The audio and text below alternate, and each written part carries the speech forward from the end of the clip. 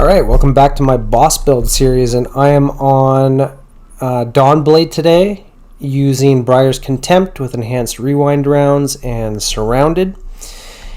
And I'm taking advantage of the Harmonic Resonance perk, which is the origin perk that rolls on the Root of Nightmare weapons. And Deeper Origins from the Seasonal Artifact mod enhances the effectiveness of that perk. So basically the way it works is if you have more than one Harmonic Resonance weapon on at a time, you will get a buff to your overall damage with those weapons and their effectiveness in general. But if you use 3 weapons, like if all of your weapons are Root of Nightmare weapons, which does include the exotic conditional finality, that's where you get the biggest benefit. Like, it is exponentially more damage than just having 2 Ron weapons on at a time. It is almost not worth using 2 Ron weapons because it's like, I think it's like a 3% buff. It's like very minimal, but once you stack it to 3 weapons, you do like closer to 10% more damage. So it's actually very effective. And this origin trait does extra damage to Lucent Hive and Tormentors, which is why this is a thing for this dungeon for Ghosts of the Deep. I'm soloing Ektar here, and I know I've seen people solo 3-phase Ektar with Briar's Contempt with enhanced surrounded, using the whole like triple Ron weapons loadout. I've also seen somebody use Caraxus's Distress, the grenade launcher, and solo 3-phase with that, believe it or not, with enhanced surrounded as well, because enhanced surrounded is like 40 or 45% more damage, and not only is it more effective with the enhanced perk, which I have on mine, but it's also basically been buffed since they integrated some of the weapon mods that you can equip. Like, you know how you could put boss spec on your weapon? There used to be a mod for enhanced, like, it was surrounded basically, so that if you just happen to have a weapon that had the surrounded perk, you could put a mod on there that basically enhanced the surrounded perk, which was, I guess it was redundant because they did it for Dragonfly as well, and maybe some other perks, but they basically just integrated it into the perk itself. So now just surrounded as a perk in general is just better all around. It is a situational perk. I did put out a poll for you guys on my community tab on my profile page, asking if you guys would rather see Apex Predator or Briar's Contempt in my next boss builds video. Most of you voted for Apex Predator. It was roughly like 70 to 30. However, I will say I did give it a fair effort, but I was focused on Ektar first and foremost this past week for trying to put together a video. I really wanted to do it on Gunslinger, so I was on my Hunter for a couple days, and it's more, yeah, you could do it with Apex Predator on Hunter on Gunslinger, but I just wasn't having very much luck surviving, basically. So, like, even if I did manage to survive an entire damage phase, then just surviving the whole dungeon as a whole is just was a lot tougher than just using Warlock. You basically have to manage all of the restoration perks and fragments in order to basically ensure that you can survive the fight. Because this is a pinnacle level dungeon, and because Ektar is a melee based, well, he's a knight, so I mean he's going to be throwing suppressor grenades at you. He's going to be like, he's going to neutralize your abilities, and he'll stomp you, He throws a shield at you. Like, he's very dangerous. Not only that, but all the other ads are an issue as well. So this is just one of those fights where you need to have, like, you really need to manage your survivability. So Devour, Restoration, if you can do well at managing those subclass verbs, then you can make this fight work, or you could just use a Well of Radiance. And then you could basically not worry about anything because you're basically invincible, and that allows you to get up right up on Ektar and get his giant head as big as it can be in your crosshairs, so that you can consistently shoot him in the head for 185,000 damage per burst. So there's 3 shots in a burst. Each one of those is doing 62.1k damage. That's like 186,000 damage. I have 20 shots without a reserves mod on my chest plate, and the most amount of shots I was able to get off in a single damage phase was 19. But I do believe that if I was a little bit faster with my damage setup, killing the knight, breaking Ektar's shield, swapping my loadout, I believe I can easily get off all 20 reserves. And if I was able to do that on all 3 damage phases, this would have been an easy solo 3 phase. And keep in mind, that is without using like 3 different loadouts. That's just with using basically 1 loadout. I mean, I am swapping to a different loadout, but the main thing that I'm swapping is I'm just switching from Arbalest to Conditional Finality. So really it's just 1 weapon swap. It's just, I am using 2 loadouts for the sake of, for simplicity's sake. So that way, like, for my first loadout, I'm using Sunbracers. For the ad clear, I never have to use my weapons, which means I'm just generating all kinds of ammo that I'm not using. So ammo is never an issue. I'm always full on my ammo for damage. And basically I can use, and so if I have 2 loadouts, it means that I can use for my setup loadout, I can use Orbs of Power to give me benefits other than armor charge, right? So I can have those orbs give me like recuperation or innervation or better already to just give me that much more survivability. And then when I switch to my damage loadout, then I basically replace those mods on my legs for triple solar weapon surge mods. That means I'm doing 22% more damage for the entire damage phase versus Ektar, which is obviously kind of a huge importance. 22% more weapon damage. Think of it like this: that's basically a fifth or a quarter of the boss's health. So that's like an entire damage phase, an entire extra damage phase that you would have to do if you weren't using triple solar weapon surge mods.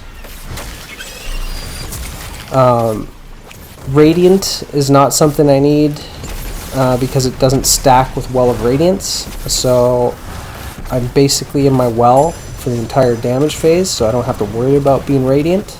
So the build is basically revolving around giving me restoration uptime and melee uptime as well, so that I can consistently use Sunbracers. Then when I go to cast my well, I swap to my damage loadout, and because I don't want to use Sunbracers for damage, because I don't want to kill all the stuff around me, because I need surrounded. I need surrounded to be procced the entire time. So I'm also not using like Ember of Char, so that if the ignition goes off, it's not gonna like do a whole chain reaction of ignitions. It's not gonna scorch everything and kill everything, because if I kill everything around me, then I'm going to be doing 120,000 damage per shot instead of 186, basically. So it's a huge difference. So you need the ads to stay alive, basically, and you need the well to keep you alive while you're surrounded by those ads. And this whole strategy works very well, especially if you cast your well right in that fountain where I've been casting mine. Because it's just a good spot. Like, Ektar is just gonna, a lot of ads are nearby already, so it's kind of central, which means that you're gonna be more easily surrounded there, and Ektar can't really bash you out of that circle very easily. Like, if he stomps you or throws a shield or whatever, you've got some walls surrounding you, which is going to keep you close to him the whole time, and that's going to be easier for you to land all of your linear shots. When I do my swap, I actually switch off Sunbracers to Dawn Chorus, and the reason for that is Dawn Chorus basically triples your Scorch damage over time, and so as I'm going over to start my damage phase, I always proc Sunbracers first, and then I get 5 grenades down on the ground between Ektar and the Knight.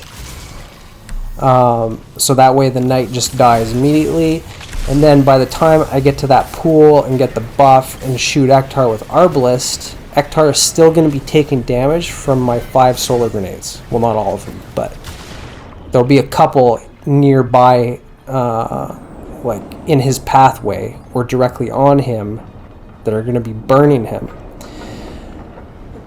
So when I go to switch my loadout, oftentimes those solar grenades are still burning, and then I've switched to Dawn Chorus, which gives me triple damage over time from those solar grenades.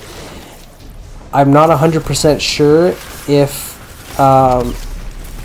the Scorch values immediately change from the grenades that I threw on my Sunbracers loadout once I switch to Dawn Chorus, or if it requires like a fresh grenade throw with Dawn Chorus equipped to get those Scorch values. But I figured either way, it's just a good exotic to use for a little bit of extra damage. Like, I could have used Lunafactions to increase my reload speed, but with rewind rounds on Briars, you may have noticed I've only had to reload once for the entire damage phase. So, like, if I have 20 rounds of reserves on Briars, I only need to reload once to shoot all those reserves, which is pretty darn good. So reloading is not an issue.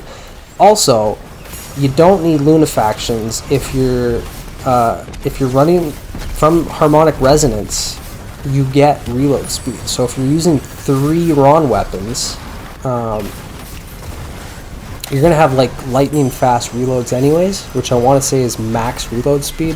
So at that point, Lunafactions aren't giving you anything but range, and you don't need range because you're right up in Ektar's face. So Dawn Chorus, I just thought would be like a bit of extra bonus damage, and I'm not sure exactly like how much extra damage I was getting for it, but it may have been negligible, because really the determining factor here is Briar's Contempt. It is Harmonic Resonance, probably Deeper Origins, having 3 stacks of that Harmonic Resonance, and then Surrounded. So you can see I almost 3-phased Ektar. One way to ensure that you do 3-phase, all the videos that I've seen people doing this strat, they use Felwinters for a finisher on the Knight, so that way Ektar is debuffed from like Void Weaken, and then you're doing like 80k per shot in a burst. So you're basically doing over 200,000 damage. You're doing like 240k per burst with Felwinters, which is just nuts. But that requires you to do 3 loadout swaps. which is a little bit much for console. Keep in mind, I'm on controller on PS5, and I've only felt comfortable swapping loadouts for stuff like during gameplay since the loadouts were launched. So it's still like it's a huge improvement over what it was before, but it still has some work to do. Like, it's a bit janky that you have to break immersion to swap your loadout, and then on controller and console, like it's just so slow to move the damn cursor. Like, you can't just snap to wherever you want to go on your menu and switch your loadouts and be done in half a second, like on PC with a mouse and keyboard. Like on controller, it's really not feasible to be swapping like multiple times over and over again. But you can get away with at least one swap where it's practical. So like while you're doing a finisher, while you have a brief moment that you know you can survive, while you're casting your Well of Radiance. So if you can take advantage of those moments to swap your loadouts, and I would suggest that even if you're on controller, start doing it. Yeah, it's just a lot of fun. It's a lot of fun to build craft around 2 loadouts. And I think if we engage with the loadout system more, hopefully Bungie will expand on the system. I would like to see like a calmer roast. Like, I don't know if any of you played the old Battlefields, current Battlefields. They have a calmer rose system where you basically hold an input and it brings up like an emote wheel style of semi-transparent like menu in front of your screen while you're on the gameplay screen.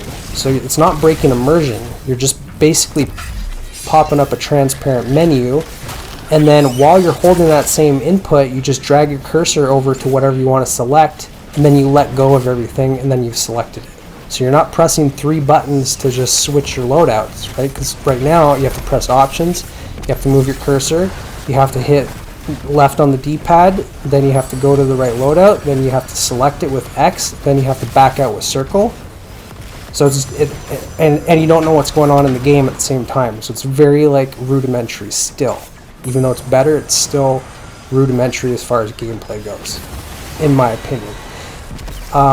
If you could just hold an input and let go of the input and be in the game the whole time and swap your loadout that way, that would be like super sick.